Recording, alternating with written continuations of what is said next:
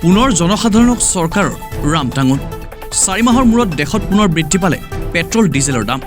কেৱল পেট্ৰল ডিজেলেই নহয় ৰন্ধন গেছৰো দাম বাঢ়িল সোমবাৰে নিশাৰ পৰা কাৰ্যকৰী হৈছে পেট্ৰল ডিজেলৰ দাম গুৱাহাটীত পেট্ৰল বৃদ্ধি পালে 88 পইচা আনহাতে ডিজেলত বৃদ্ধি পালে 69 পইচা প্ৰতিটো ঘৰুৱা ৰন্ধন গেছৰ চিলিণ্ডাৰত বৃদ্ধি পালে 50 টকাকৈ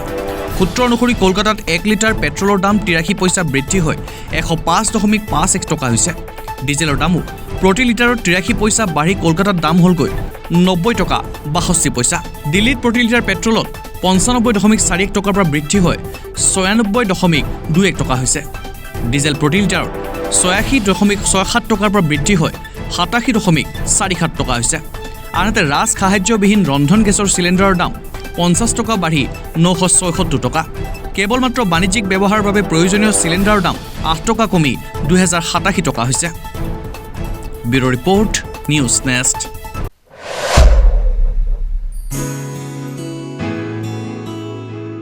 উৎকণ্ঠাৰ অৱসান ঘটাই পাকঘৰৰ আলহী হ'ল বিশুদ্ধ মছলা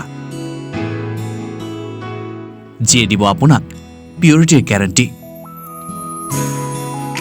বিশুদ্ধ মছলা পাকঘৰৰ নতুন আলহী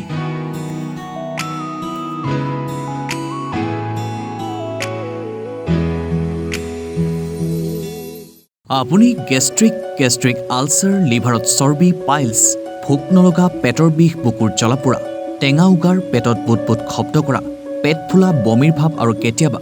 বমি আদি আপুনি এইবিলাক সমস্যা ভুগি আছে নেকি এতিয়াৰ পৰা আপুনি